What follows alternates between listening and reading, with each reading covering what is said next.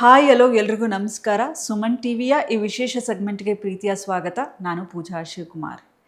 S ವೀಕ್ಷಕರೇ, ಕನ್ನಡ ಚಿತ್ರರಂಗದ ಮೇರು ನಟ ಸಾರ್ವಭೌಮ ಡಾಕ್ಟರ್ ರಾಜ್ಕುಮಾರ್ ಅವರು ಅಗಲಿ ಇವತ್ತಿಗೆ 20 ವರ್ಷಗಳು ಕಳೆದಿದೆ.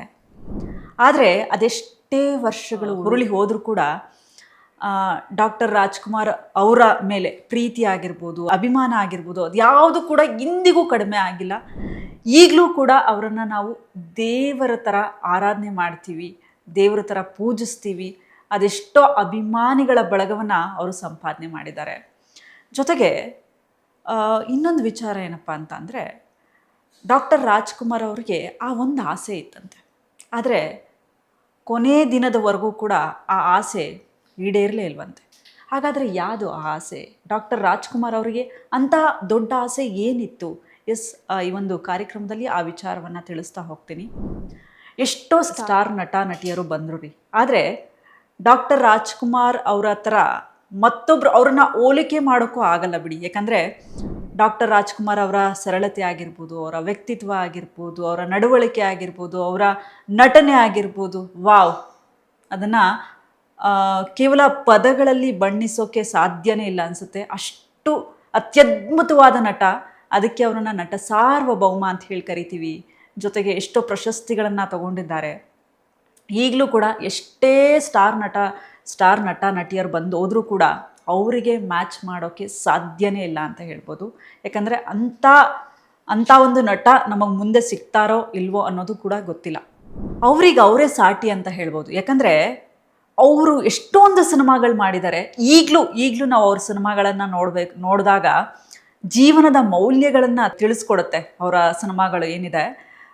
ಈಗಲೂ ಅವ್ರ ಸಿನಿಮಾಗಳು ನೋಡಿದಾಗ ಅಂದರೆ ನಮ್ಮ ಜೀವನಕ್ಕೆ ಅಳವಡಿಕೆ ಮಾಡಿಕೊಳ್ಳುವಂತಹ ಎಷ್ಟೋ ವಿಚಾರಗಳು ಅವ್ರ ಸಿನಿಮಾಗಳಲ್ಲಿ ತಿಳಿಸಿದ್ದಾರೆ.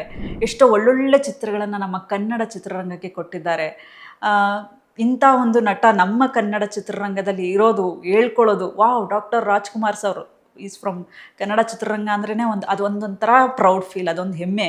ಈಗಲೂ ಕೂಡ ಈ ಪೀಳಿಗೆಯಲ್ಲೂ ಕೂಡ ಜನ್ಜಿ ಅಂತ ಏನು ಕರಿತೀವಲ್ಲ, ಅವರು ಕೂಡ ಈಗಲೂ ಅವ್ರನ್ನ ಪೂಜೆ ಮಾಡ್ತಾರೆ, ಆರಾಧನೆ ಮಾಡ್ತಾರೆ, ಅವರ ವಿಚಾರಗಳನ್ನು ತಿಳಿದುಕೊಳ್ತಾರೆ, ಅವರ ವಿಚಾರದ ಬಗ್ಗೆ ಸ್ಟಡಿ ಮಾಡ್ತಾರೆ. ಹೀಗೆ ಎಷ್ಟೋ ವಿಚಾರಗಳಿದೆ ಬಿಡಿ ಅವ್ರ ಬಗ್ಗೆ ಹೇಳೋದಕ್ಕೆ. ಆದರೆ ಅವ್ರಿಗೊಂದು ಆಸೆ ಇತ್ತಂತೆ, ಅದು ಈಡೇರಲಿಲ್ಲ. ಸರಿಸುಮಾರು 200ಕ್ಕೂ ಹೆಚ್ಚು ಅಧಿಕ ಸಿನಿಮಾಗಳಲ್ಲಿ ಡಾಕ್ಟರ್ ರಾಜ್ಕುಮಾರ್ ಅವರು ಅಭಿನಯಿಸಿದ್ದಾರೆ. ಆದರೆ ಕೊನೆ ದಿನಗಳಲ್ಲಿ ಏನಿದೆ, ಅವರು ಈ ಕಡೆ ಸಿನಿಮಾಗಳನ್ನು ಮಾಡೋದನ್ನು ಬಿಟ್ಬಿಡ್ತಾರೆ. ಅದಾದ ಬಳಿಕ ಸುಮಾರು ಜನ ನಿರ್ದೇಶಕರು ಏನಿದ್ದಾರೆ ಅವರೆಲ್ಲರೂ ಕೂಡ ಅಪ್ರೋಚ್ ಮಾಡ್ತಾರೆ ಅವರನ್ನು, ಸಿನಿಮಾಗಳನ್ನ ಮತ್ತೆ ಮಾಡಿ ಅಂತ ಹೇಳಿ. ಬಟ್ ಅದು ಯಾವುದು ಕೂಡ ನಡೆಯೋದಿಲ್ಲ, ವ್ಯರ್ಥ ಆಗತ್ತೆ. ಎಲ್ಲವೂ ಕೂಡ ಅಂದುಕೊಂಡಂತೆ ಏನಾದರೂ ಆಗಿದ್ದರೆ ಭಕ್ತ ಅಂಬರೀಷ್ ಅನ್ನುವಂತಹ ಸಿನಿಮಾ ಅವರ ಒಂದು ಕೊನೆಯ ಸಿನಿಮಾ ಆಗಬೇಕಾಗಿತ್ತು. ಯಾಕಂದರೆ ಸಾಂಗ್ ರೆಕಾರ್ಡಿಂಗ್ ಆಗಲಿ ಎಲ್ಲವೂ ಕೂಡ ಮುಗ್ದಿತ್ತು. ಆದರೆ ಶೂಟಿಂಗ್ ಪ್ರಾರಂಭ ಆಗಲೇ ಇಲ್ಲ. ಇನ್ನೂ ಎಷ್ಟೊಂದು ಸಿನಿಮಾಗಳು ತೆರೆಗೆ ಬರಬೇಕಿತ್ತು. ಜಸ್ಟು ಆ ಪೋಸ್ಟರನ್ನು ರಿಲೀಸ್ ಮಾಡಿ ಆ ಸಿನಿಮಾಗಳು ಹಾಗೆ ನಿಂತೋಯ್ತು. ಬರೀ ಪ್ರಚಾರ ಆಯಿತು ಅಷ್ಟೇ, ಆ ಸಿನಿಮಾಗಳು ತೆರೆ ಮೇಲೆ ಬರಲೇ ಇಲ್ಲ. ಆ ಥರದ ಒಂದಷ್ಟು ಸಿನಿಮಾಗಳು ಯಾವುದು ಅಂತ ಅಂದರೆ, ಅಮೋಘ ವರ್ಷ ಆಗಿರ್ಬೋದು, ನೃಪತುಂಗ ಆಗಿರ್ಬೋದು, ಹೀಗೆ ಕೆಲ ಸಿನಿಮಾಗಳು ಬರೀ ಘೋಷಣೆಗೆ ಸೀಮಿತ ಆಯಿತು. 3ನೇ ಕ್ಲಾಸ್ ಓದಿ ನಾಟಕವನ್ನು ಶುರು ಮಾಡ್ತಾರೆ. ಅಲ್ಲಿಂದ ಅವರ ಒಂದು ಜರ್ನಿ ಶುರುವಾಗ್ತಾ ಹೋಗುತ್ತೆ. ಅನೇಕ ಸಿನಿಮಾಗಳಲ್ಲಿ ಅಭಿನಯಿಸ್ತಾರೆ, ಅನೇಕ ನಾಟಕಗಳಲ್ಲಿ ಅಭಿನಯಿಸ್ತಾರೆ. ಆದರೆ ಅವರು ಹುಟ್ಟೂರಿನಲ್ಲಿ ಏನಿದೆ ಅಂದರೆ ಹುಟ್ಟೂರಿನಲ್ಲಿ ಅವರು ಒಂದು ವ್ಯವಸಾಯ ಮಾಡಬೇಕು ಅನ್ನುವಂತಹ ಒಂದು ದೊಡ್ಡ ಮಟ್ಟದ ಕನಸನ್ನು ಡಾಕ್ಟರ್ ರಾಜ್ಕುಮಾರ್ ಅವರನ್ನು ಒಂದು ಆಸೆ ಅವರಿಗಿತ್ತಂತೆ. ಕೇಳಿ ಅವರು ನಮ್ಮ ಮಣ್ಣಿನ ಮಗ. ಸೊ ಹಾಗಾಗಿ ಆ ಒಂದು ಋಣನ ತೀರಿಸಬೇಕು, ನಾನು ಕೂಡ ರೈತನಾಗಬೇಕು ಅನ್ನುವಂತಹ ದೊಡ್ಡ ಮಟ್ಟದ ಕನಸು ಅವರಿಗಿತ್ತಂತೆ. ಸೊ ಅದಾದ ಬಳಿಕ ಬಂಗಾರದ ಮನುಷ್ಯ ಚಿತ್ರದಲ್ಲಿ ಮಾದರಿ ರೈತ ರಾಜೀವನಾಗಿ ನಟಿಸಿ ಅಣ್ಣವರು ಮಾಡಿದ ಆ ಒಂದು ಪಾತ್ರ ನಿಜಕ್ಕೂ ಕೂಡ ಎಷ್ಟೋ ಜನರನ್ನ ಮೋಡಿ ಮಾಡ್ತು. ಎಷ್ಟೋ ಜನರ ರೈತರಿಗೆ ಮಾದರಿಯಾಗಿದೆ ಆ ಒಂದು ಪಾತ್ರ. ನಿಜ ಜೀವನದಲ್ಲೂ ಕೂಡ ಆ ಬಂಗಾರದ ಮನುಷ್ಯ ಅನ್ನುವಂತಹ ಸಿನಿಮಾ ಮಾಡಾದ್ಮೇಲೆ ರಾಜ್ಕುಮಾರ್ ಅವರಿಗೆ ಒಂದು ಆಸೆ ಬರುತ್ತೆ. ಅಂದರೆ ನಿಜ ಜೀವನದಲ್ಲೂ ಕೂಡ ನಾನು ಕೂಡ ರೈತನಾಗಿ, ಒಂದು ಮಣ್ಣಿನ ಮಗನಾಗಿ ಈ ಒಂದು ಮಣ್ಣಿನ ಋಣವನ್ನು ತೀರಿಸಬೇಕು ಅಂತ ಹೇಳಿ ಏನು ಮಾಡ್ತಾರೆ, ಡಾಕ್ಟರ್ ರಾಜ್ಕುಮಾರ್ ಅವರು ತನ್ನ ಹುಟ್ಟೂರಿನ ಗಾಜನೂರಿನಲ್ಲಿ ಅವರು ಒಂದು ಮನೆಯನ್ನು ಕಟ್ಟಿಸ್ತಾರೆ. ಅಲ್ಲಿ ಒಂದು ಬೋರ್ವೆಲ್ಲನ್ನು ಹಾಕಿಸ್ತಾರೆ. ಜೊತೆಗೆ ಅವರು ತಮ್ಮ ಒಂದು ಭೂಮಿಯಲ್ಲಿ ಬೆಳೆಯನ್ನು ಬೆಳಿಬೇಕು ಅನ್ನುವಂತಹ ಒಂದು ದೊಡ್ಡ ಮಟ್ಟದ ಕನಸನ್ನು ಡಾಕ್ಟರ್ ರಾಜ್ಕುಮಾರ್ ಅವರು ಕಂಡಿರ್ತಾರೆ. ಅದಾದ ಬಳಿಕ ಅನುರಾಗ ಅರಳಿತು ಅನ್ನುವಂತಹ ಸಿನಿಮಾ ಮಾಡೋದ್ರ ಮೂಲಕ ಆ ಒಂದು ಸಿನಿಮಾಗೆ ಅಷ್ಟರಲ್ಲಿ ಆಲ್ರೆಡಿ ಈ ಒಂದು ಸಿನಿಮಾ ರಂಗದಿಂದ ದೂರ ಉಳಿಬೇಕು ಅಂತ ಹೇಳಿ ಅಣ್ಣವರು ನಿರ್ಧಾರ ಮಾಡ್ತಾರೆ. ಇದನ್ನು ಸ್ವತಃ ಅವರ ಪುತ್ರಿ ಪೂರ್ಣಿಮಾ ಅವರು ಒಂದು ಸಂದರ್ಶನದಲ್ಲಿ ಹೇಳ್ತಾರೆ.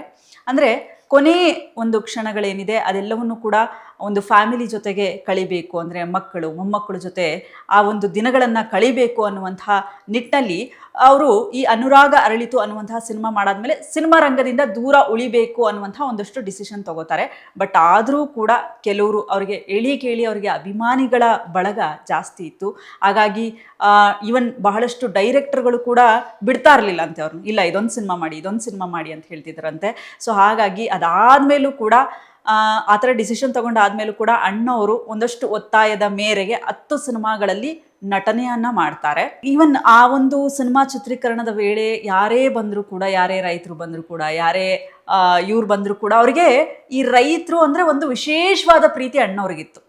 ಯಾಕಂದರೆ ಅವ್ರಿಗೆ ಈ ಒಂದು ಅಗ್ರಿಕಲ್ಚರ್ ಮೇಲೆ ಇಂಟ್ರೆಸ್ಟ್ ಬಹಳಷ್ಟು ಇತ್ತು. ಅವರಿಗೆ ಈ ವ್ಯವಸಾಯ ಮಾಡಬೇಕು, ನಾನು ಕೂಡ ಮಣ್ಣಿನ ಮಗ ಅಂತ ಗುರುತಿಸ್ಕೊಳ್ಬೇಕು, ಏನಾದರೂ ಒಂದು ಈ ಮಣ್ಣಿನ ಋಣವನ್ನು ತೀರಿಸ್ಬೇಕು ಅಂಥೇಳಿ ಬಹಳಷ್ಟು ದೊಡ್ಡ ಕನಸನ್ನು ಕಂಡಿರ್ತಾರೆ. ಹಾಗಾಗಿ ಯಾರೇ ಬಂದರೂ ಕೂಡ ಮಳೆ ಬೆಳೆ ಎಲ್ಲವೂ ಚೆನ್ನಾಗಿದೆಯಾ, ಹಸುಗೆ ಮೇವೆಲ್ಲ ಚೆನ್ನಾಗಿ ಸಿಗ್ತಿದೆನಾ, ನೀರು ಸಿಗ್ತಾ ಇದೆನಾ, ಇದೆಲ್ಲವೂ ಕೂಡ ವಿಚಾರಿಸ್ಕೊಳ್ತಿದ್ರಂತೆ ಡಾಕ್ಟರ್ ರಾಜ್ಕುಮಾರ್ ಅವರು. ಸೊ ಹಾಗಾಗಿ ಅವರು ತಮ್ಮ ಹುಟ್ಟೂರಿನ ಗಾಜನೂರಿನಲ್ಲಿ ಆಗ ಈ ಒಂದು ಕನಸಿತ್ತಂತೆ ಅವ್ರಿಗೆ, ರೈತ ಆಗಬೇಕು ಅನ್ನುವಂತಹ ಕನಸಿದ್ದಿದ್ರಿಂದನೇ ಅವರು ಗಾಜನೂರಿನಲ್ಲಿ ಆ ಒಂದು ಮನೆಯನ್ನು ಕಟ್ಟಿಸ್ತಾರೆ, ಜೊತೆಗೆ ಬೋರ್ವೆಲ್ ಹಾಕಿಸ್ತಾರೆ, ಇದೆಲ್ಲವೂ ಕೂಡ ಮಾಡ್ತಾರೆ. ಆದರೆ ಆ ಒಂದು ಕನಸು ಈಡೇರಲೇ ಇಲ್ಲ. ಕಾರಣ ಇಷ್ಟೇ, ವೀರಪ್ಪನ್ ಅನ್ನುವಂತಹ ವ್ಯಕ್ತಿ ನಮ್ಮ ಡಾಕ್ಟರ್ ರಾಜ್ಕುಮಾರ್ ಅವರನ್ನು ಅಪಹರಣ ಮಾಡ್ತಾರೆ. ಅಪಹರಣ ಮಾಡಾದ್ಮೇಲೆ ಅವ್ರಿಗೊಂದಷ್ಟು ಸೆಕ್ಯೂರಿಟಿ ಅದೆಲ್ಲವೂ ಕೂಡ ಬೇಕಾಗತ್ತೆ. ಜೊತೆಗೆ ಅದಾದಮೇಲೆ ಅವರೆಲ್ಲೂ ಹೋಗ್ಲಿಲ್ವಂತೆ ಅದಾದ ಬಳಿಕ, ಯಾಕಂದರೆ ಮುಂದೆ ಏನಾಗುತ್ತೋ ಅನ್ನುವಂಥ ಒಂದು ಇದರಿಂದ. ಸೊ ಅವರೆಲ್ಲೂ ಕೂಡ ಹೋಗೋಕ್ಕಾಗಲಿಲ್ಲ, ಈವನ್ ಹುಟ್ಟೂರಿಗೂ ಹೋಗೋಕ್ಕಾಗಲಿಲ್ಲ. ಅಲ್ಲೇ ಜೀವಿಸ್ಬೇಕು, ಅಲ್ಲೇ ಜೀವನವನ್ನು ನಡೆಸಬೇಕು ಅನ್ನುವಂತಹ ಕನಸನ್ನು ಕೂಡ ಕಂಡಿರ್ತಾರಂತೆ. ಸೊ ಹಾಗಾಗಿ ಅಲ್ಲಿ ಒಂದು ಮನೆಯನ್ನು ಕೂಡ ಡಾಕ್ಟರ್ ರಾಜ್ಕುಮಾರ್ ಅವರು ಕಟ್ಟರಿಸಿರ್ತಾರಂತೆ. ಆದರೆ ವೀರಪ್ಪನ್ ಅಪಹರಣ ಮಾಡಿದ ಬಳಿಕ ಇದೆಲ್ಲವೂ ಕೂಡ, ಆ ಎಲ್ಲ ಕನಸುಗಳು ಕೂಡ ಕನಸಾಗಿಯೇ ಉಳಿತು, ನನಸಾಗಲೇ ಇಲ್ಲ ಡಾಕ್ಟರ್ ರಾಜ್ಕುಮಾರ್ ಅವರ ಜೀವನದಲ್ಲಿ. ಮತ್ತಷ್ಟು ಅಪ್ಡೇಟ್ಸ್ಗಳಿಗಾಗಿ ನೋಡ್ತಾ ಇರಿ ಸುಮನ್ ಟಿವಿ ಕನ್ನಡ.